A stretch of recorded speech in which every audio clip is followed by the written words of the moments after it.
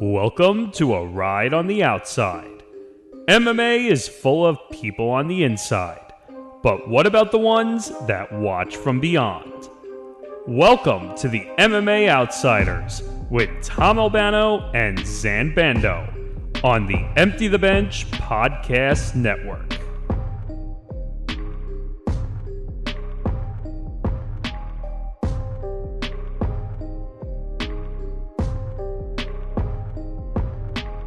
Welcome everybody to episode 109 of the MMA Outsiders. I'm Tom Albano, that's Zain Bando. Zain, here we are. It is the 2024 season finale. It is the last full episode that we're going to do here for the MMA Outsiders in this calendar year. And well, the MMA gods decided to, I don't know if the word is bless or curse us with a loaded headline after headline show.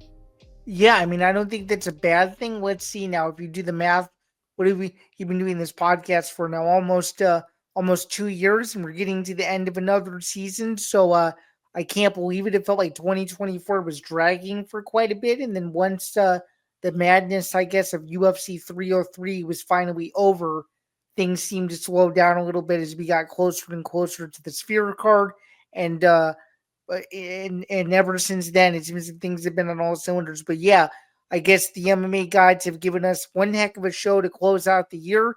And even though we do have other stuff coming up in the pipeline, which we'll reveal to you guys when we can, I think this is only fitting for this episode to be the way that it's going to be, where we'll have a ton of news to break down as well as one more UFC event to preview. But before we do all that, let's be sure to get the particulars out of the way, and then we can officially get right into it. Does that sound good?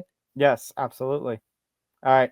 Make sure you hit that like button, hit the subscribe button, hit the notification bell so you get notified of everything here at the Empty the Bench Podcast Network, whether it be our show or other shows, Bando's Breakdowns and ETV Sports.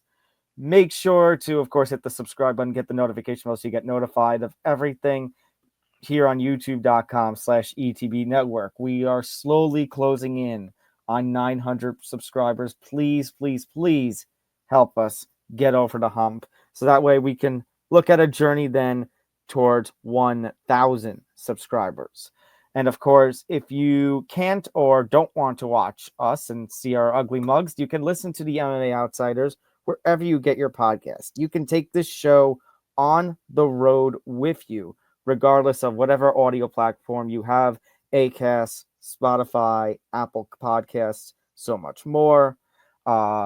Of course, you can also listen on YouTube Premium if you have that. If you are listening on the audio side, make sure to go to youtube.com/ETV Network to get the video side. It is our headquarters, if you will, our YouTube home. And of course, the Empty the Bench Podcast Network. Everything about it, including our show, the MMA Outsiders, and everything else, is presented by Playback. Watching sports is more fun with others, but we spend too much time watching alone. Playback is a virtual space where communities can stream live sports together with everyone perfectly synced up. Creators can hop on stage, deliver their own play-by-play analysis and commentary, and invite viewers up for Q&A. Playback makes watching sports fully interactive and a social experience, from playing fantasy sports, repping your favorite players and teams, and watching with the commentators and communities you care about. Win or lose, sports are best enjoyed together. Join our community by going to playback.tv/ETV Network to find out more, including our live stream schedule. We do have several NBA watch-alongs in the pipeline. We've got one coming up tomorrow, Wednesday the 11th, for the New York Knicks and their NBA Cup quarterfinal. There are plans in the works for an NBA Cup championship game on Tuesday the 17th, a watch-along for that. There actually is another Playback idea that we're going to reveal at the end. Obviously, it's not a fight study, but I think it's something that you and I are looking forward to doing. Yeah, and I think it's something that our audience, if it goes well in terms of that front, and we get enough feedback and people like it, this event that we're going to reveal at the end of the show is something that we might continue to do moving forward. So we're very excited to discuss that more when the time comes, for sure. So, And of course, make sure to follow the show at MMA Outsiders ETB on Twitter, Instagram, and TikTok. Same for the ETV Network itself at ETV Network. All right. Let's get right into it. So we're coming off the heels now, Zain, of UFC 310, and Alex Pantoja just when you think he couldn't get better, he manages to do it again. And he put on a hell of a performance against Kaya Sakura. We talked about how Alex Pantoja probably had the grappling advantage going into this fight, how he was more of an all-round fighter as compared to Kaya Sakura, who was a dominant striker. And we basically said if Alex Pantoja needed to get in the clinch, he needed to make it, a grindy kind of fight, get the fight to the ground. And well, Alex Pantoja was able to do that. He caught Kaya Sakura early. Kaya Sakura tried to bring his power early, and Pantoja just good with the counter striking, and then basically put him right to the ground, and actually pulled off a submission victory. Only needed 2 rounds to do it. So, I mean, like at the post-fight press conference, all that was being talked about. You talk about guys who were really successful with the flyweight weight class. Demetrious Mighty Mouse Johnson and his legendary run. Henry Cejudo for the limited time that he held the flyweight championship. The consistent wars between Davison Figueiredo and Brandon Moreno. And now Alex Pantoja should have his name up there. Like, he was a legitimate champion before my eyes. And if he somehow wasn't in somebody else's eyes, I don't know how he can't be after this. Yeah, so just to break this down for you a little further, and I'm sure some of this you already know, but it's good to remind people. This was his 7th consecutive flyweight win, dating back over the last 5 years. It's now his 3rd flyweight title defense since winning the title last July, and he continues to get better with every single fight. And I think you saw that in this Asakura fight. Super, super technical, super, super composed. Had no issues once it hit the floor. The back take was unbelievable, and just the way that he was able to control him on the ground, in positions that no one had ever seen Asakura in before. It was next to it was next to a level of masterclass superstardom that very few flyweights, all of whom you just mentioned, can lay claim to. And I think that now we're getting to the point where, the only person that can really beat Alexandre Pantoja is himself. The only person that can really, if you will, expose weakness is really himself, because he continues to get better every single time he fights. He continues to want the biggest and best fights possible. It's clear and obvious that he is out for a mission to be the greatest UFC flyweight ever, and I don't think he's there quite yet, but he's certainly making his case to already be in that top 5 discussion in divisional history, and to headline a card that, quite frankly, the co-main event, which we're going to get to in a little bit, arguably more star power. I think Alexandre Pantoja stole the show on a pay-per-view that I thought, for the most part, was honestly awesome. And this was just a cherry on top of a pay-per-view schedule that, quite frankly, had tons of unpredictability, and he was 100% part of that. So congratulations to him. It's good to see Brazil have a dominant champion again. It's been quite some time since we could say that. You maybe have to go back to the years when Jose Aldo was ruling the UFC featherweight division. So Alexandre Pantoja is definitely a fighter to watch out for in 2025, and I can say this with certainty because the year hasn't even started yet. He will be in the Fighter of the Year conversation next year if he continues to finish guys the way he did Asakura, and I don't think that's an understatement. No, I don't think it is either. And by the way, just what you mentioned about taking the back, Alex Pantoja, the way that he is speedy with his transitions and grappling, it's unreal. Like, this guy is just so skilled when it comes to his jiu-jitsu, when it comes to all of his wrestling and grappling. It's fantastic. Oh, yeah, absolutely. And the thing is, like you said, he gets better and better. And Kaya Sakura, I mean, credit to him for coming in, taking this fight. It's not everybody, I should say, gets a title opportunity in their first fight. And yeah, maybe he ends up getting put to sleep in this fight. But, I feel like it was still an okay enough performance that I feel like if you put Kaya Sakura in there next with a Brandon Royval or a Brandon Moreno, it's going to end up being an awesome firefight. 100%. I think Oscar still has a chance, to remain in that upper echelon of flyweight contenders. And I actually think, he'd be favored to beat a couple of them. I think it was just a matter of kind of like what Dana White alluded to at the post-fight press conference, was the fact of, his lack of experience fighting in a cage, fighting in the bright lights of Las Vegas, Nevada, as opposed to, a quiet but packed stadium in Japan. All of those things factored in, and I think you noticed the sense of nervousness begin to creep in once round 2 started, and he began to fight off the back foot until he was eventually submitted. So at the end of the day, the only thing that you could chalk up this Asakura loss to is a learning experience. Yeah, absolutely. But now the question becomes, who next for Alex Pantoja? Because I think the problem right now, Sam, I don't know who really stands out when it comes to this weight class. Brandon Royval, he's already beaten like 2 or 3 times. Brandon Moreno, he's beaten. I would say Kai Kara France is probably someone who the UFC would consider looking at to be next in line. And I guess I can say it because it's at the time that we're recording it. Ariel Hawani today threw out an outlier. I don't think this is going to happen per se, but he essentially pulled the selling card and would be very interested in seeing if the UFC brought back Muhammad Makhachev to fight Alexandre Pantoja in the title fight next. I think that that's the least likely to happen. I think that Kara France, with the way he's looked over the last year and a half, would be a fascinating fight, though. Yeah, no, absolutely. I think that's an interesting fight, but that depends upon if the UFC is willing to bring back Makhachev. And even then, I feel like Makhachev, they would still make him fight another fight. Now, what about the Kara France possibility? I think that's more realistic. I agree. I think that's more realistic, only because I don't know if they're willing to do, even though it was a fight of the year contender, I don't know if they're willing to do Pantoja versus Moreno again. At least not yet. Well, they could do it as a co-main event for International Fight Week, and people would care. Probably. All right, but that leads then to what Alex Pantoja wants.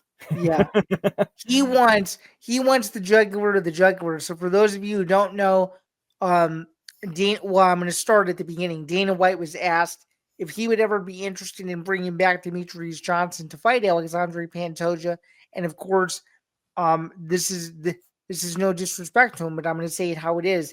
Dana pulled this propaganda thing where he said, "Oh, I was the biggest defender of Demetrious Johnson." When you go back and actually look through the history books, he was the furthest thing from the biggest defender. So that was. I was going to say, hold on a minute. Why you always lying? Oh, geez, I think there's an echo. Oh my God, stop you fucking lying. By the way, I did not hear the echo on my side, so it must have only been you. Okay, must have been me, I guess. Yeah, I did not hear an echo. But in any event, there was that aspect of it, and then it was Demetrious Johnson tweeting out that allegedly he was offered $2 million to come out of retirement. Tom, correct me if I'm wrong. He didn't make it 100% clear what the $2 million offer was, but we're assuming it was to come back and fight Pantoja, right? I don't know. He never exactly clarified what this $2 million offer was. That's going to be my assumption is Pantoja. But Demetrious Johnson either way said, I don't really need to fight. And to be honest, no, he doesn't. He doesn't need to fight. He made his money, made his impact with the UFC, ends up getting that massive deal with one championship.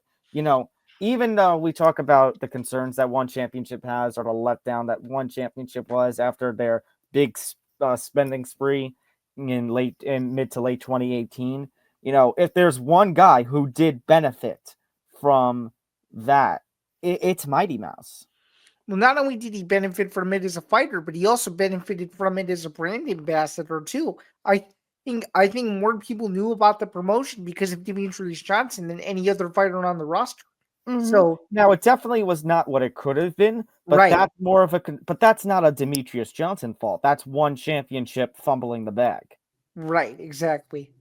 You know, So the knockout against Adriano Moraes aside, like Demetrious Johnson had a hell of a run when it came to one championship, and it was just a matter of one, not doing anything with a guy that basically could have been the face of the promotion. I mean, I was just gonna say, if those two were to hypothetically fight, I think the Demetrious Johnson of today looks way different than the Demetrious Johnson of 8 years ago. And in a hypothetical scenario, I actually would probably took Pantoja to beat Mighty Mouse, just given Pantoja's current activity at the moment.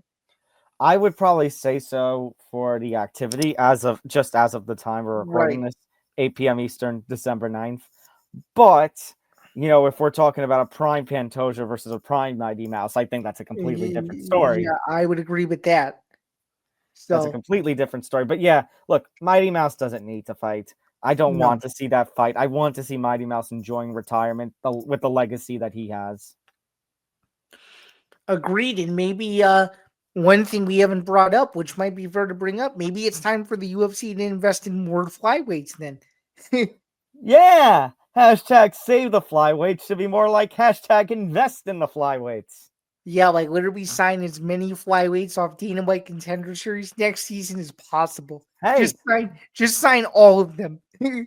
hey, Dana, threw out the idea, that I forget who it was that was brought up the post-fight press conference, but what Dana was asked, if they would be the perfect name to start an atomweight division. Oh, Dana Drake Riggs asked that question. Drake did ask that. That's but I forget the fighter that he mentioned, but and to Drake, and to the credit of Drake, it's not the first time that Dana has teased.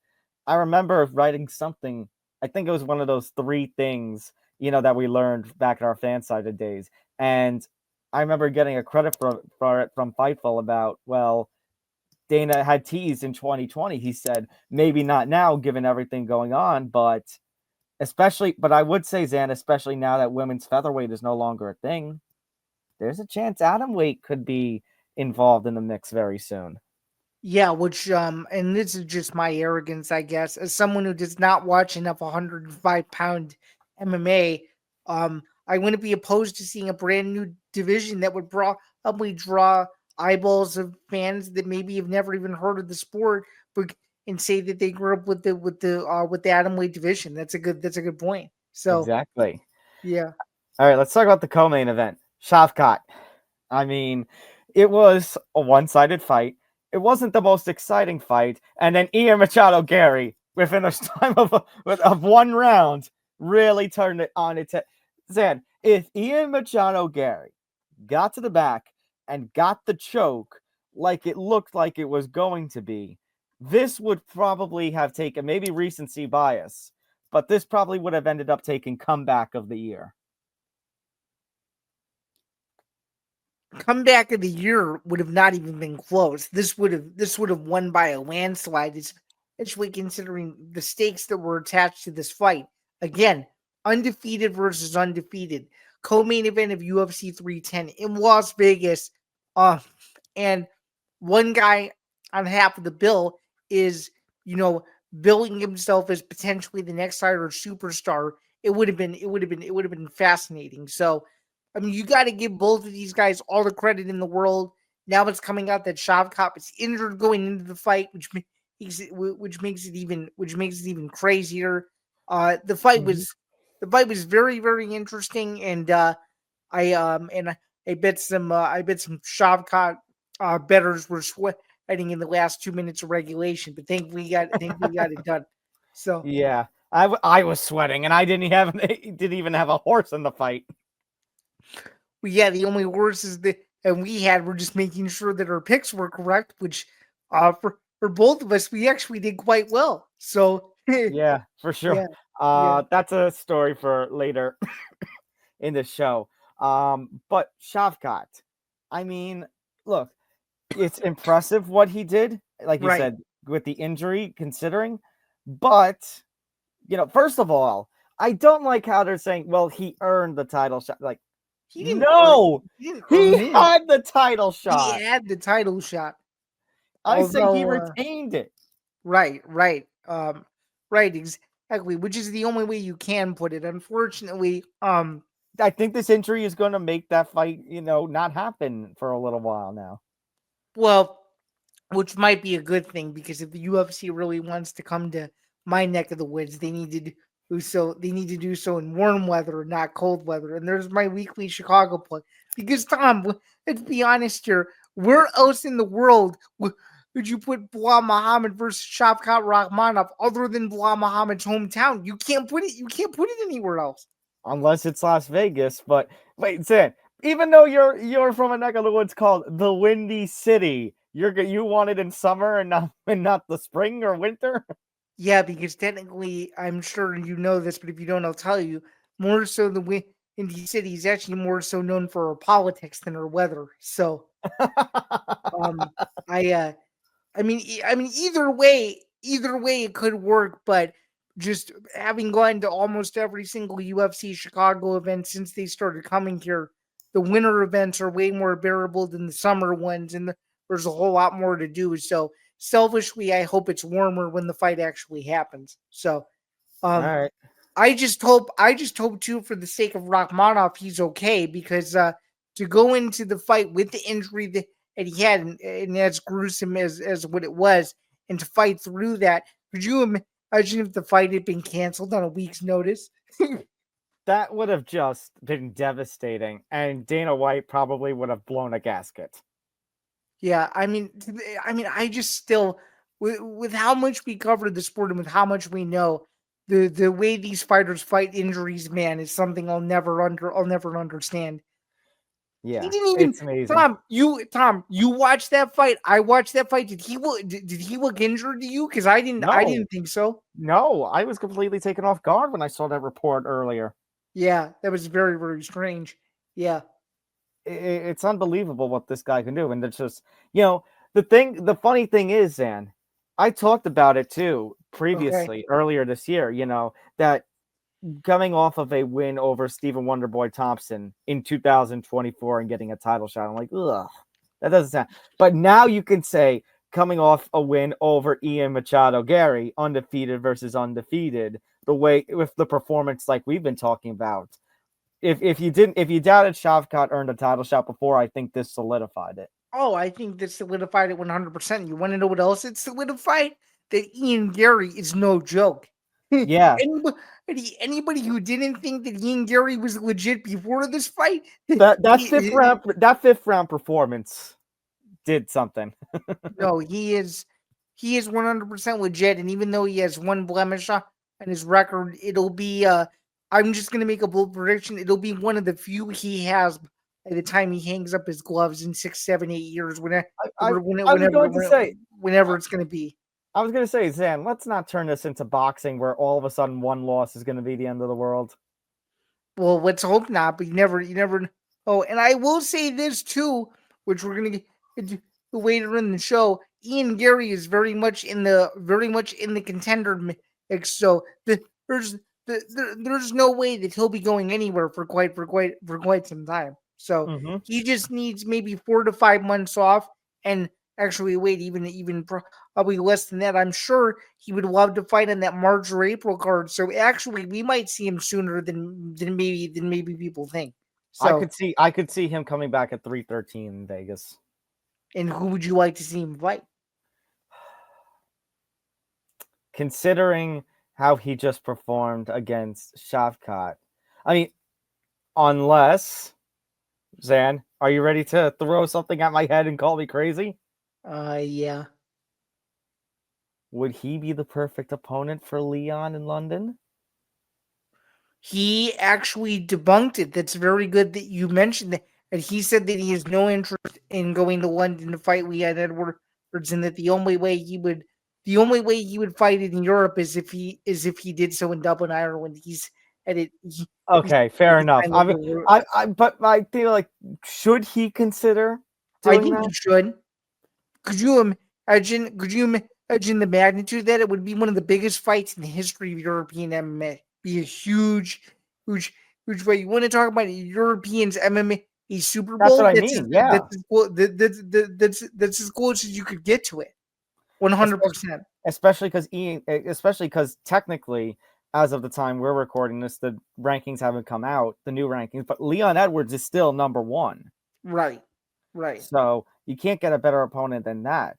I mean, look at it would be Leon Edwards' back is against the wall, considering he's still on a losing streak. He needs to win badly, and he would be fighting the most surging fighter at 170 pounds at this very moment, who was 2 minutes away from pulling off one of the most epic comebacks of 2024. So I mean, looking Zain at the rest of the welterweight rankings, Shavkat and Bilal aside, you've got Kamaru, Sean Brady, and JDM. And I'm gonna be very brutal.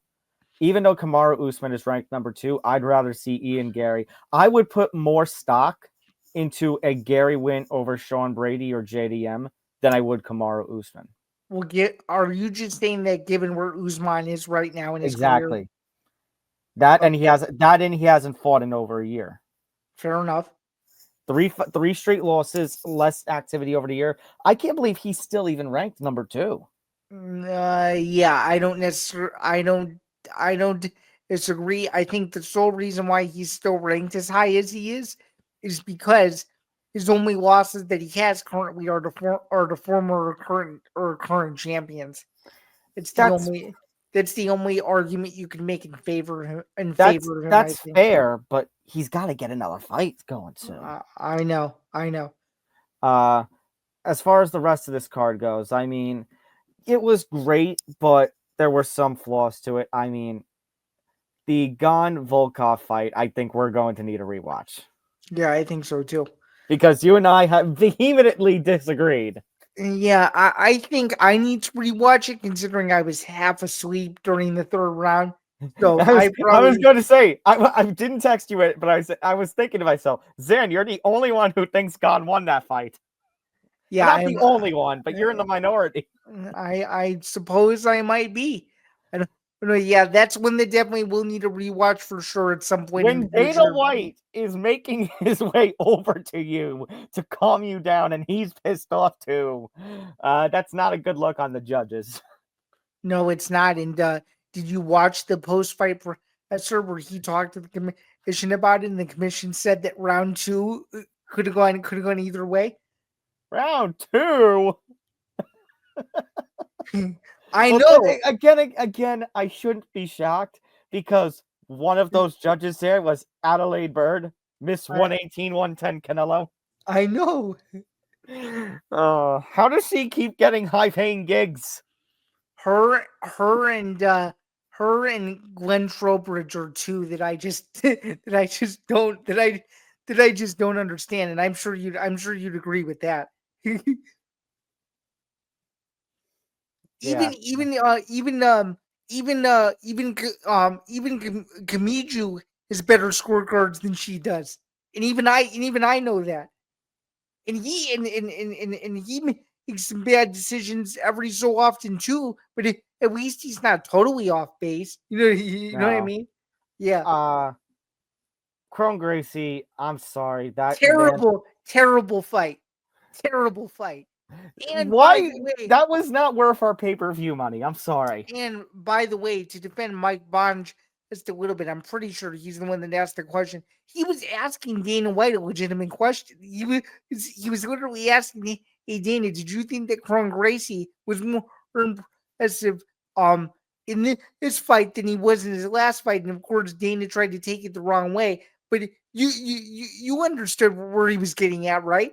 I kinda, yeah. But look, point blank, sorry, not sorry. Cron Gracie was barely worth any time on this card, and honestly, I think it's time for the UFC to cut its losses.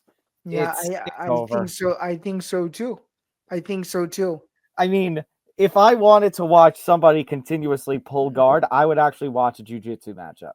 And the fact that he continuously tried to do it, and then Bryce Mitchell, who is a Brazilian jiu-jitsu expert in his own right, is like, yeah, no, bam, slammed it down for a knockout. It's like, Come Yeah. on. Yeah, I don't know. That was a waste of a main card fight, 100%. There were a couple other fights in the card where you were just like, what in the world is this? Including, I don't know how you scored it, but I thought that Aljamain Sterling beat Ilovov. I thought he won. I thought that was a little close. Yeah. I thought it was a little too close for comfort. I mean, I'm happy for Ivloev, but I thought that was a little too close. Vicente Luque, oh my God, did he run through? Oh my God! I thought Karimbo was going to be tougher competition for him. Yeah, I got that one right. I took the veteran. Yeah, he looked good. Anthony, what are your thoughts about Anthony Smith, Clay Guida, and Chris Weidman? I don't mind giving Clay Guida another fight, but Smith and Weidman, I think it's time. I agree. I think it might be past time. I agree with that, number one, and number two, just to see the state Anthony Smith was in after you lost, it was just like so devastating. Like if he would have retired right there, I would have been totally okay with it. I was actually waiting for him to say that it was his last fight, but he didn't do it. Yeah, and Dana has basically said he wants all three of them to retire. And what sucks is, would you agree with me that Chris Weidman looked good in the first round and just went totally backwards in round two? Yep, absolutely. Yeah, I don't know, man. And no disrespect to Eric Anders, but it's not. But it's not like Eric Anders is the greatest UFC fighter in the world. You know what I mean? He's just kind of there. So you're right. He's just that kind of there. He's just cool to say your boy for. No, it's true. As far as the rest of this fight card go, I mean, Joshua Van looked hella great. Michael Chiesa, for when we talk about with the veterans right now nearing retirement, Michael Chiesa looked great. Again, Max Griffin, a name that's there at welterweight, but still. Kennedy Nzechukwu, I mean, Zain, he moved up to heavyweight and he looks like a different animal. He really does. He really does. He's going to be this is meant to be a knock, but I think he's going to be fighting on a couple of road UFC fight nights this year, and or this upcoming year, and he might steal the show at a couple of them. I think so. That's what I think, and I could very well see him headlining the prelims of a main card at some point. That's how good he looked. So it'll be by the time midway through 2025 rolls around, he'll have worked his way up the ladder pretty well, in my opinion. I think so too. So overall, A- B+ range. I'm gonna give it a solid A. I think this was overall really good card to end the year. It exceeded my expectations, especially the main card. And it may be a little selfish considering that I went undefeated on the main cards. This gets extra. This gets a bonus point for you. Yeah, this gets a bonus point and an extra street cred for me for sure. So okay, fair enough. Looking at the rest, so we got plenty of other headlines that we got to get to.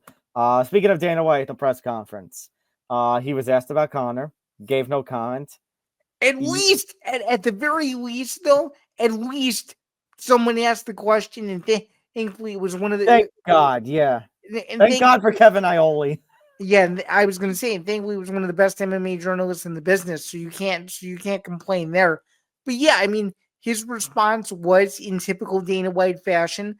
You had alluded to it before we went on the air. Of course, he's not going to say anything to disparage his biggest star, and at the moment, he doesn't have to.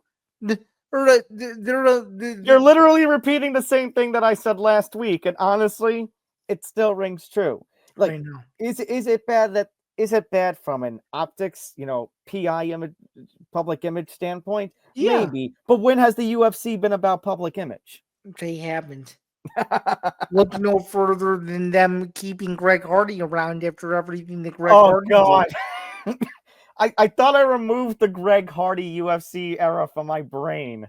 I'm sorry to make you relive it a little bit. That was the first example that came to mind. It was someone with baggage that they kept around who they shouldn't have. You know who else has baggage? And I mentioned this last week or 2 weeks ago. Dana White himself. That's true. Yeah, you're right. So it's no surprise. At the same time, as you mentioned and as I mentioned last week, I mean, and he even reiterated at the press conference, Conor hasn't fought for them in 3.5 years, and I'm of the opinion that he's probably not going to fight again for them. Probably right. The way that everything is going. I mean, unless he loses so much money from this that he has to take a fight on Dana's terms, but I doubt that happening. I doubt it too. Unless he's losing so much extra income from all these sponsors dropping him. But I could see a scenario where they force him back into a fight just because they want to one up and leverage TV deals ahead of the end of 2025, 2026. Yeah, I'll just be sick if, like you mentioned last week, I'll be sick if they use this for any sort of return build. Which unfortunately they probably will, because that's what they did with the bus incident. Hi everyone. So this is a little bit of an interesting edit. Yeah, all of a sudden, like, this is a weird intrusion. You heard that scratch. What's going on? So let me give you the context. It's about 9 p.m. Eastern time. Zain and I had just finished recording. We had just wrapped up the promo. I was going into our Slack to get everything ready for post-production. And then we saw this. Yep. So at officially 8:52 p.m. Eastern time, Conor McGregor quote tweets a tweet from Michael Chandler reminding him about the Ultimate Fighter Season 31 Coaches Challenge, and tweets the following: "It's you, rest up and stealing Michael Chandler's famous line, 'I'll see you at the top,' tagging Dana White with the hashtag man of word." So here's the full. Actually, can I give the full context? Because this is a couple of quote tweets that's happened. Sure. So it began with Conor tweeting a photo of himself training and drinking. I think it's Bucked Up drink. 19 KOs in pro MMA. That's not my business though. Laugh, crying face. Great chat, Dana. Love your thinking. Mike Chandler then quote tweets and says, "Remember in the cold tub during the coaches challenge, you said I'd be your 20th. Show up and try me." To which then came this tweet. I'll keep this short and simple. I'll believe it when I see it. Yeah, I'll believe it when I see it as well. But just to even hear the thought of McGregor Chandler even remotely being back in the news cycle makes my spine To think. tickle a little bit, and I'm sure it does for you too. Zain, to think. We enter 2024 with Conor McGregor, Michael Chandler being a central headline to what this year could look like. And just when we thought that it was pretty much dead entering 2024, it's gonna be a storyline now heading into 2025. Like, we couldn't escape from it. Yeah, which means I guess I could give the tease now because it's not out yet. The newest edition of my solo show, Bando's Breakdown, just got a whole lot more interesting. So stay tuned for the newest edition of Bando's Breakdown when I dive into this a little bit more. So yeah, God damn it, I can't believe we're not out of this. Yeah, we're not out of the woods just yet with this, and I guess clear your plans for March, all I'm gonna June, say is September, October, November. all I'm gonna say is I think Conor McGregor has some other business he needs to attend to first. I think so too. All right, now back to your regularly scheduled segments. Thank you for bearing with the interruption, and for those of you who are sick of this topic, you could just feel free to skip over a couple minutes if you feel so inclined to do so as well. So sorry. We're sorry again. We'll try not to make this a regular habit. Damn you, Conor. Damn it. Happier UFC things before we go on to the boxing end. We got 2 pay-per-views now official for 2025, even though we're already at the end of 2024. Such timing. Are you already counting down the days to January 18th? Because I am, because this first pay-per-view is going to be bananas. Oh my goodness. I cannot wait. I'm going to say something that you saw Fernando's tweet, and then I quote tweeted it. I'm going to say what I quote. If you have not watched Makhachev versus Tsarukyan 1 from UFC St. Petersburg in April of 2019, do yourself a favor, especially if you are a grappling fan. You're going to have plenty of downtime with the holiday season coming up. Go to UFC Fight Pass or ESPN Plus. Go watch that. Go to that UFC St. Petersburg card. I think it was April 20th, 2019. And go watch that fight. Well said. Well said. Go watch that fight. That was one of the best grappling matchups that I could imagine. That was a hell of a masterclass when it came to grappling, when it came to wrestling. So make sure you watch that fight, because I'm actually really excited for what's going to happen in this fight. And then on top of that, oh, by the way, actually, I remember what Fernando's week was that Evloev and Sterling, they put on a show that kind of was, a reflection of that fight. Like, you could actually see similarities between the Evloev Sterling fight from 310 and the Makhachev Tsarukyan 1 fight from St. Petersburg. Yeah, for sure. But then I was not expecting that they were going to throw Merab versus Umar so quickly. I thought the plan was Merab was going to fight in Vegas in March, but all of a sudden, here we are. Yeah, so it's clear and obvious that these two wanted to fight, and I mean, I don't know if you watched it, so I guess I'm going to get your off-the-cuff reaction. What do you think of the way Merab is handling himself in this early portion of the promotion? Because he seems pissed that he has to fight Umar right now. I know. Well, he looked pissed the minute that the Umar's name was brought up for as the next title challenger. Yeah. So I'm very convinced. I shouldn't say I'm very convinced, but I feel like that there's a chance that we could see a new champion. I mean, who knows? But then again, we felt this way about Ilya Tapura and the way that he watched the Max Holloway knockout of Justin Gaethje, and look what happened. Yeah. Did you watch the press conference for these two? Because it was freaking wild. I cannot wait to see these two. I can't wait. Oh, and because I have to do this per usual by bringing up his name.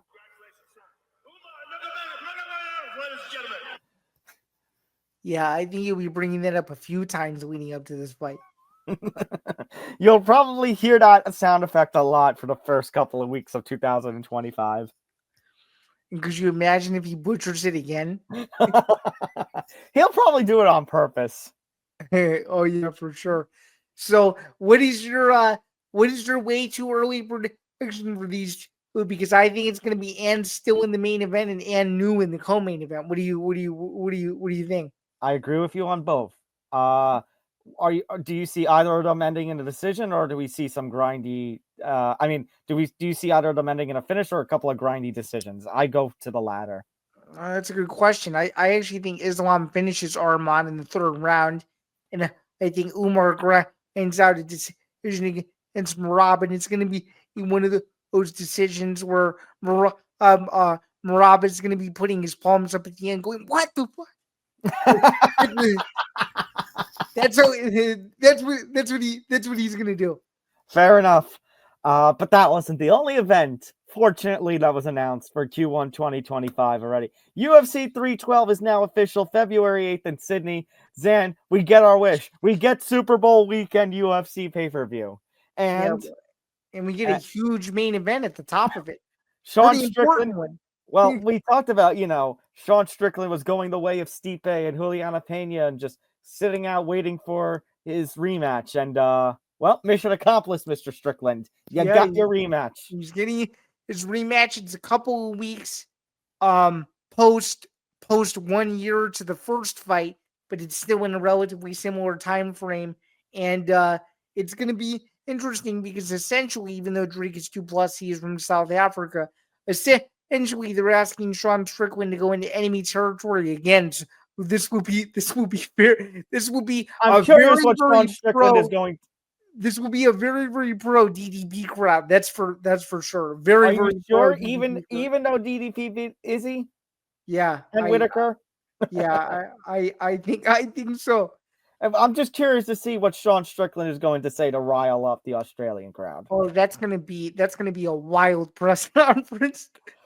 Yeah, I have to make sure to tune in for that one. Yeah, Co-main event though. Yeah. Oh my god, I love this fight. Weili defending their title against Tatiana. I'm so happy to see Tatiana finally getting a title shot. I'm surprised it's happening this quickly. I figured that it would wait until the Vegas card, but it's interesting to put a fight of this magnitude in that's considered a non-America or non Chinese territory. Very, very, very, very interesting.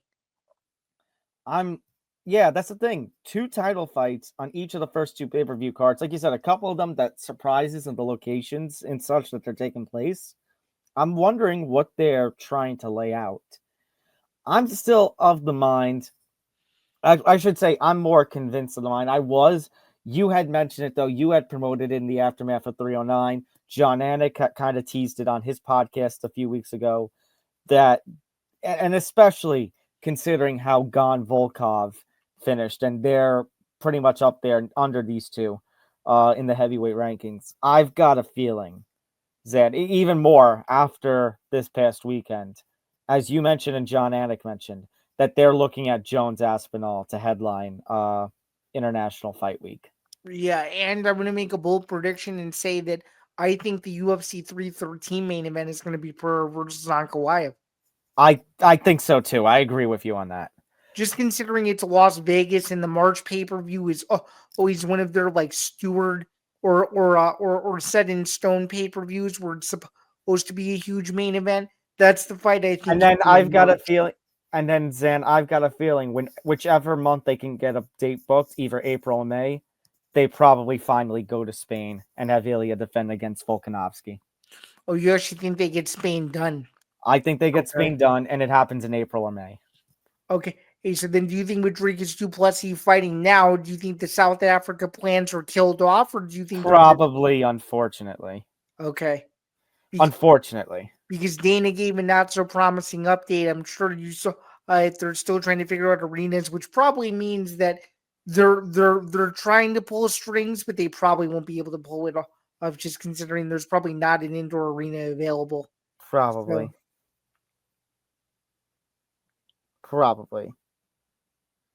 Right. Going over now to the boxing world. Navarette versus Valdez. Navarette, I believe, a 6-round finish. I mean, Zain, I honestly thought it was going to be more competitive. Yeah, I mean, do you think that its rematch was justified to happen when it did, or do you think they should have waited? I thought it was. I was fine with it. I was fine with this rematch. I was just surprised, like you said, given the rematch, given what they did in their first fight, that Navarette was able to end him in the first half of the fight like he did. Yeah, he smoked him. And everybody was excited. It was one of these end of year top rank fights that was going to deliver, and it was a very one-sided delivery, if you will, and you just question, where Valdez is at this point in his career has he taken enough damage to where he maybe should think about scaling it back a little bit? And I've seen members of the boxing community say, unfortunately, yeah. And I'm going to agree. Unfortunately, yeah. A couple of unsuccessful title attempts against Navarrete. All the damage that he's taken. He needs to take a step back and let some of these other fights play out. And hopefully... Do you think Navarrete set up for a big year? Because I currently do. I think so. Do you think who would you like to see him fight next? Well, I was going to throw up a question. Do you see him going up to full lightweight? I could see it, yeah. If the opponent's right. I've got a feeling that's next for him. I think he's going to jump up a weight class. Okay. I think that's my take. Interesting. All right. Oh, there we go. Manny Pacquiao is finally heading to the International Boxing Hall of Fame. And the International Boxing Hall of Fame, their class of 2025, Zain, I have to say, is probably a very strong one of their strongest, and is making me feel kind of old. Well, let's go through the names besides Pac-Man, because Yeah, it's a pretty good list. So you got Pac-Man, you've got Vinny Paz, Michael Nunn. Those three are heading to the men's modern wing. Yep. You've got Jessica Chavez, Anna Mathis, and Mary Jo Sanders, who are going to the women's modern wing. Mhm. Kat Davis for the women's trailblazer category. This one makes me happy. Referee Kenny Bayless is going to get his due and is getting the nod. To be quite honest with you, before I saw that, I swore to myself that I thought he was already in, but it's good to see that he's going in. That's awesome. And then they have several posthumous inductions. Al Gavin, famous cutman, legendary referee Harry Gibbs. Owen Swift is in the pioneer category. Rodrigo Valdez for the old-timer category. And then 2 in the observer category, the media category. That's Randy Gordon and Ross Greenberg. Yeah, it's a pretty solid Hall of Fame class, and it's in Massachusetts, and I think that a lot of people are going to come out for just considering the names that are at the top of it. I think it's I think it's going to be solid. And for Manny Pacquiao, for him to have his day in the sun, the career he's had, the fights he's had, the legacy that he was able to build for Filipino boxing, it's pretty freaking unbelievable. So, if there is one year where if you're a diehard boxing fan and you've never been in the International Boxing Hall of Fame, myself included, this might be the year that people should consider going, because I don't know who's going to be inducted in future classes, but I think this is going to be one of those classes that's hard to beat. So, yeah, for sure. Top rank. There we go. Top rank. So apparently having a meeting with DAZN, because there's a rumor going around ESPN maybe pulling the plug on their current deal. Zain, do you remember it was a year ago where we thought that Top Rank was actually going to get bought out by Dana White? I do remember, and there was also a rumor that one of our good friends and a guest of the show hinted at, but unfortunately it never happened. So yeah, it just never seemed to come to fruition. I feel like, man, if you're Bob Arum, for as many of the problems that we have with ESPN when it comes to pay-per-view nights, namely UFC ones, if they end up going back to this, I know getting Top Rank would be a big plus for DAZN, but I just can't see that benefiting DAZN more than it does damaging Top Rank. I don't disagree, and it leads to the fact of that if ESPN loses DAZN, their fight leverage, no disrespect to the UFC, is relatively small. They would have no major boxing promotion to lay claim to, meaning Top Rank, and their sole focus would be MMA, and you could only have, no disrespect to the MMA promotions that it holds the rights to, but you can only have so much MMA content in a given year, to where filling those off weekends, which is typically filled with boxing, would be very difficult to do. So, yeah, you're right. For both networks, to be quite honest with you, for both streaming platforms, rather, it could end up being a lose-lose situation. So, yeah, no, I want to see Top Rank stay with ESPN. Top Rank and ESPN have had a relationship for years. It would feel so awkward if they went backwards and ended up going to DAZN. And no, they already partnered with DAZN anyway for various one-off fights. So it's not like anything would really change. So exactly. And no, Top Rank going to DAZN would not interest me in re-upping a DAZN subscription. I'm sorry. Well, as someone who already has one, I will be probably keeping mine. So fair enough. Yeah. So fair enough. All right. There's that aspect as well, but the there is still one more news story that we have to get to, and it'll actually be taking place with a little bit of a twist. So I will let you explain that. Yeah. So actually, there's a few more news stories that we got to get to, but one that's pretty major. It is another PFL story. Well, PFLator, if you will, because it does involve the Bellator end, but it is a little bit on the negative side as well. So, like last week, I will gracefully bow out to prevent conflict of interest measures. Unfortunately, Pat, who was at UFC 310 this past weekend, was not able to join us. So Zain is going to turn this into a mini Bando's breakdowns and is going to fly this one solo. So Zain, take it away. Sure. So here's the latest update in regards to PFL and Bellator. It's a very disappointing one. We've got Bellator champions Patricio Pitbull and Patchy Mix both speaking out and requesting the releases from the PFL Bellator banner, if you will. Pitbull, more specifically, would be interested in joining the UFC. And I just want to make one thing very clear. I cover the realm of combat sports as evenly as I possibly can, whether that's the relationships I have within the PFL, within Bellator, some within the UFC as well.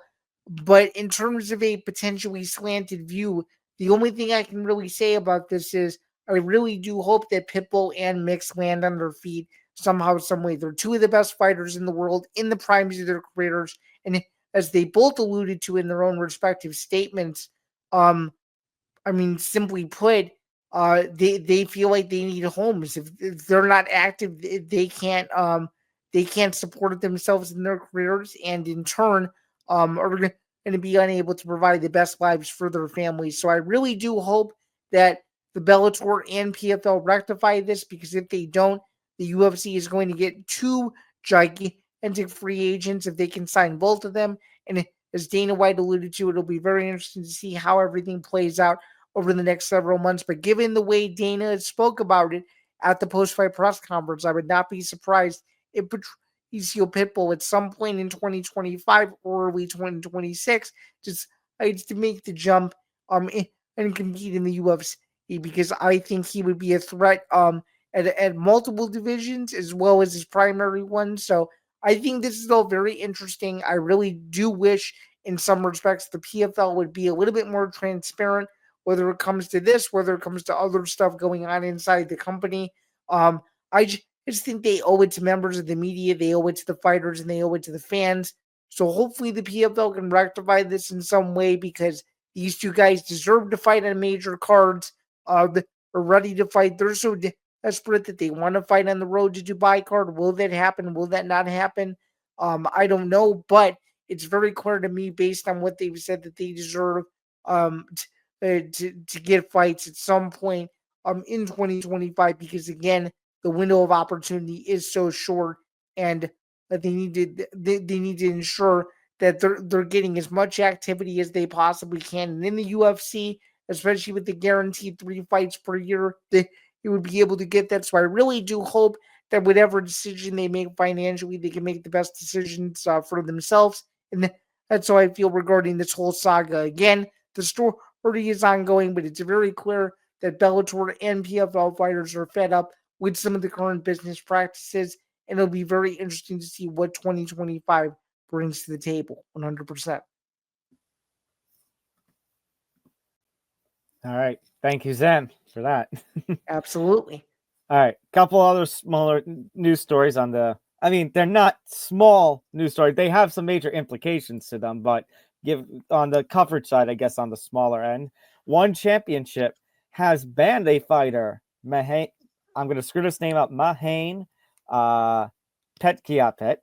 I know I got the last name. The first name, Mahane Petkiapet, for life.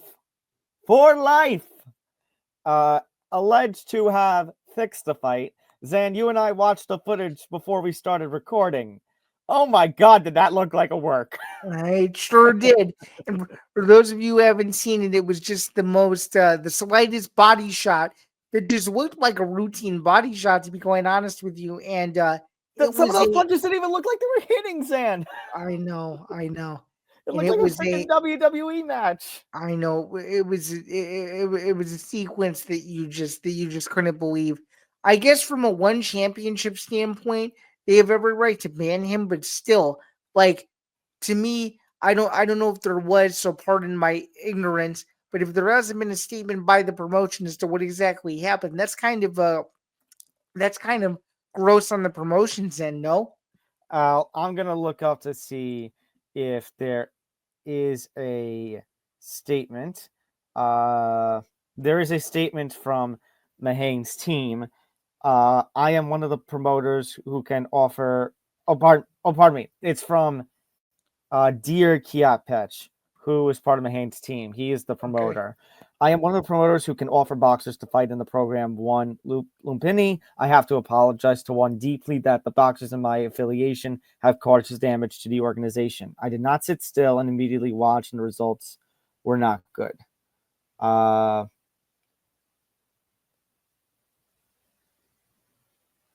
Mahane has only been banned from his gym. One championship has not made a statement on the matter, so they have not. Okay. But that's a real no. But Go ahead. no. But I'm agreeing with what you're saying. That's a really bad look, especially in a year where one championship did not get a lot of positive coverage. No, and he was supposed to have a major MMA event in Atlanta that didn't happen. There were all of these other plans around the end of 2024 and early 2025, and it just feels like nothing has really come to fruition to where we have anything to look forward to from the MMA side of things. And speaking of MMA, this was a Muay Thai fight. This wasn't even an MMA fight. Yeah, no, it was a Muay Thai fight. So nothing is going right for them. No, nope. And people, and as you know, people like to harp on the PFL, but when you compare the PFL's situation to one championship, it's not even comparable. So no. And that's the one defense I make in the PFL say, like everything that's going on with them. Have you seen this promotion, one championship? I cannot believe they got another, what was John Nash mentioning? The investors to give them money. I thought they were basically on the ropes. I thought so too. Tim Kennedy is in the news, the UFC and Strikeforce veteran. This is the one that you found, yeah. I found, so I give full credit for it. I give you full credit for it. So, this is actually, I'm reading from a story from Outkick. Tim Kennedy, the famous Green Beret, former UFC fighter, is facing troubling and disturbing allegations that he either exaggerated or outright fabricated entire parts of his war record in his best-selling book, Scars and Stripes. The initial claims analyzed in a podcast that the allegations popped up on, which was the Anti-Hero podcast, focused on Kennedy's stories during the Battle of Firebase Anaconda in Afghanistan. Hosts Brent Tucker and Tyler Hoover questioned the former UFC fighter's stories about sniping people, lobbing grenades around like he was throwing a football, claiming people on the convoy shot people who looked at them wrong, an action Tucker defined as a war crime, using a rifle never issued by the U.S. military, screaming at the ground commander, and watch more. And the podcast in a follow-up video, so Kennedy released a video explaining his sides of the story, addressing some minor allegations. The Anti-Hero podcast actually released a live stream and basically doubled down. Supposedly talked to a Delta Force operator that said he spoke of an instructor of Tim's who debunked more alleged lies Tim shared. The podcast also reacted to the famous veteran's claims that he's being targeted for political reasons. I'm just going to say this. This is Tim Kennedy being Tim Kennedy. And to add to that, a horrible look, if true, because you kind of already knew from the second he was blackballed from the UFC that something wasn't exactly 100% right. It's embarrassing. It's embarrassing is what it is if this is true. And the fact that he's defending it or defending some allegations and just completely not addressing the others. Terrible. Absolutely terrible. Look. Terrible. As somebody who has plenty of and as somebody who has, military members, his family, sorry. It's a freaking disgrace. Yeah, you can't not only can you not stomach that, nobody should be able to stand for that and feel okay with themselves. Yeah, No no, one. absolutely not. All right, at long last, UFC Tampa. We made it to UFC Tampa. It's the final UFC event of the year. We made it to event number 42. Can you believe it? We finally No, made it. and 502 fights somehow, completed. You can stand it. and somehow we get to, our reward for making it to the end is another Colby Covington December main event. Again, just like last year. Except it's on the other side of the country and there's no UFC welterweight title attached to it. Let's And just hope it's a midnight better card. fight than it was last year. Right, exactly. But we got Colby Covington taking on Joaquin Buckley.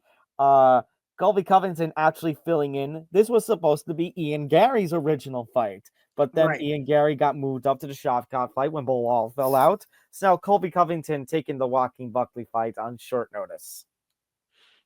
Yeah, I'm excited for this one. I think there's a lot of anticipation for how Colby Covington's going to look. He's been out for a year.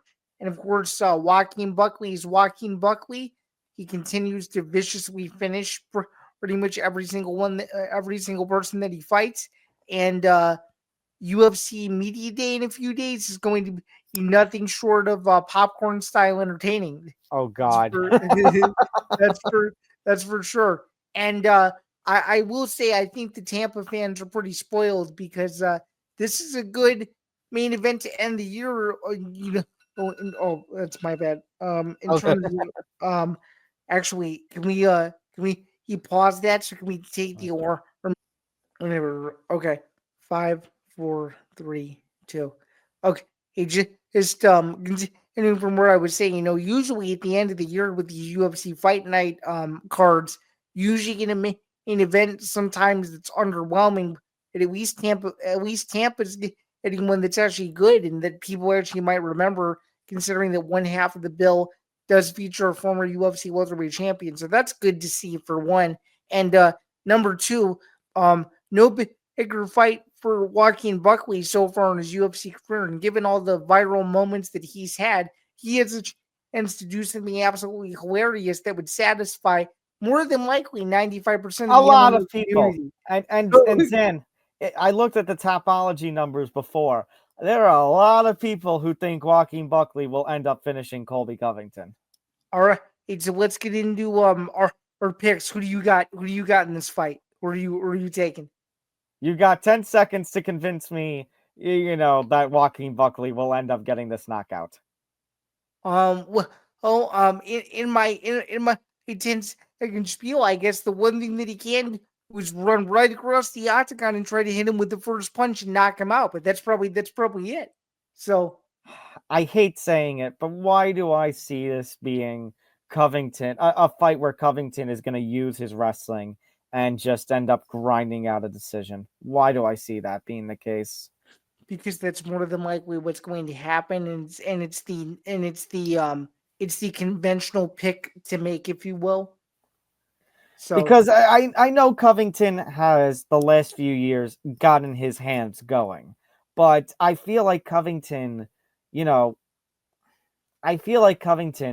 least as a fighter, you can say what you want about him as a person or with his gimmick, but Colby Covington, as a high-level fighter who has had 3 welterweight title shots, would probably be smart enough to not try to make this a kickboxing match with Joaquin Buckley. I would agree with that. I would hope. I would hope so too. For his sake. Given that it's a championship fight, or given that it has championship rounds attached to it, given that Joaquin Buckley has never been in this situation before, I'm going to go with the conservative pick as well and say Covington wins by decision. Fair enough. All right. That's it. That's it. Which means, by the way, just as a little programming note, which means if you and I are correct in picking Covington, and we will both finish with the same UFC main event record at 22-20 for the year. So we'll either lose together or win together. That's how it goes with you and I. Yeah. As far as Pat goes, as far as our records race goes, so you've told me that I'm 4 fights ahead of Pat. That's correct. You are. So then what I'm going to respectfully do is make my picks on Friday night before or after football forecast recording. So that way Pat can freely pick 5 fights to go against me. So that way he has a shot at basically being the picks champion for 2024. So that's only fair number one. And just because I have it in front of me, going into the final UFC event of 2024, you sit in the lead with 325 wins. Pat sits in second place with 321, and it will solely finish in third. Is going into UFC Tampa. I have 280 wins for the year. So, all right. mm-hmm. All right, there you go. So we'll see how this plays out, as Dana would like to say. We'll see if this plays out for sure. Number one, and I guess if you guys end up finishing tied or close to tied somehow, you guys will figure out a tiebreaker. But let's hope that at this point that the tiebreaker doesn't get factored in. But in any event, at least in the UFC main event category, either way, you and I have a chance to finish with the same record. If you would have told me at the beginning of the year that we'd be going into UFC Tampa with the same record at 21-20 for main events, I don't know if I would have believed it. Probably not. All right. Let's get to some schedule. So let's lay it all out now, how this is going to work. Yes, we know that there is a very major boxing fight happening on December 21st. It isn't lost on us. It's just all the network shows, except for the football ones, are shutting down after this week. So what we're going to do, and some playback streams. So what we're going to do is next week we're going to have a short. It will not be, when I say short, I mean like a little mini-sode. It will not be, several topics long unless something major happens. The focus of the mini-sode will be our preview and prediction for Usyk Fury 2, which happens on December 21st. And then the big announcement on Playback, speaking of, on December 21st, we will go live at some point so that way we can have a fight companion. Yes, we will be watching Usyk Fury 2. It's not going to be on the usual Playback front where the stream is right in front of us. You'll have to react alongside us as we watch on our televisions or whatnot, but you can watch the fight alongside us and see our real reactions. Yeah, we've been looking forward to doing this for a while, and once the date was announced, I instantly messaged you and I said, "What if we end the year by watching boxing's biggest fight together?" And you were all for it. I was all for it because I'm like, you know what? We're in best of mode anyway. I don't want to wait to talk about this fight 3 weeks from now or whenever. So hey, let's just do it. Yeah, so we're gonna do an impromptu live reaction to the fight, or an impromptu 10 to 15 minute post wrap show, and then we'll be done. So we're trying to end the year with something a little different. And thank you to the boxing schedule makers and promoters, because without you guys, our schedules would not have been made possible. And as part of that, thank the turkey as well. That's correct. And thank the turkey for making the pay-per-view only $40. And for all the crap that we gave about him inducting himself into the Hall of Fame, I mean, he has done some great stuff, like making it only $40. He sure has. And then speaking of little switch up, so in years past, we have done the award show first, and then we did the best of as the last bit of the year. Well, this year we're gonna switch it up a little bit because our shows usually fall on Tuesday, in which both eves fall on this year. I think it would only be appropriate if the awards were handed out and delivered on the very final day of 2024. So I agree.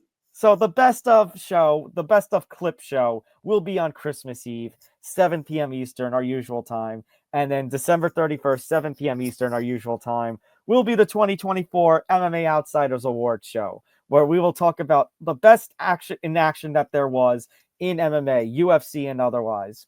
Maybe we can get a couple of people. Maybe that one can be just more than just you and me, if possible. I think we have a couple of other MMA contributors here and guys we know in the sphere. That would Thinking be we can. that would be very cool. Number one, and I guess number two, it could tie a bow on the crazy year that was 2024, where we felt like at one point in the year that 2024 was never going to end. So Yeah, absolutely. And now, because usually we take that first week of the year off, but because we're only doing the short December 16th, we're off that week. The MMA Outsiders will return for 2025, episode 110, on Tuesday, January 7th. because we have a massive women's rematch at the Apex that following Saturday night, because of course we do. Mm-hmm. Absolutely. And so looking forward to January. We've got that. We've got UFC 311, and we've got Bellator Road to Dubai. Yeah, it'll be a busy. It'll be a busy January for sure. It'll even be a busier February, and it will certainly be shaping up for a massive 2025 in all aspects of combat sports. So we can't wait for you guys to join us as we continue on the next leg of the journey that just recently surpassed 100 episodes. So thank you for sticking with us, and we look forward to more madness ahead in the year to come. So. Yep, absolutely. All right, time to close things out. You hit that like button, subscribe, hit the notification bell so you get notified of everything here at the ETB Network. Again, youtube.com/ETB Network. Help us get to 900 subscribers. Help us get to 1,000 subscribers. Follow us across social media at MMA Outsiders ETB and at ETB Network. Of course, listen wherever you get your podcasts if you want to listen on the audio side. And of course, shout out to our friends over at, shout out to our friends over at Playback. And if you want to follow myself and Zain on social media, pardon me, before I get to that, December 21st, keep that date in mind. We'll announce a specific time when we get closer because boxing pay-per-views are weird like that. Mm-hmm. Which will probably end up being sometime in the mid to late evening, I would think, given that it is in Saudi Arabia. Yeah, we'll probably end up coming on in the middle of one of the last undercard fights, and then we will get to the big match, of course. That's probably correct. Yep. And of course, follow us on our own social medias at Thomas J. Albano and at SanBando99. All right, San. We've made it. Thank you all. Thank you for another great year, another great season of the MMA Outsiders. Yeah, of course. And thank you all out there for watching and listening in to episode after episode. Enjoy the holiday season. Have a Merry Christmas, Happy Hanukkah, Kwanzaa, whatever it is that you celebrate. Enjoy, the holiday season. Happy New Year.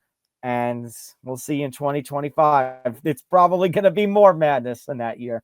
It's probably going to be more It's probably going to be more madness in 2025. And with 13 more UFC fights to go for the year, we really do hope you enjoy the heck out of UFC Tampa before you get your UFC fear of missing out for the next month. But don't go anywhere because Tom and I will be back before you know. But until then, we look forward to seeing you guys again in 2025. And of course, it'd be remiss if we did not end tonight's show by me saying to please be Joe Pyfer. Be Joe Pyfer. And given the rise of a certain star to the point where we were also saying his catchphrase at the end, please say Shama. Shama, 100%, man. All right. Enjoy the holidays, everyone. Enjoy UFC Tampa. Enjoy Fury Usyk 2. And catch you during our best of shows. And see you in 2025. Have a good one, everyone.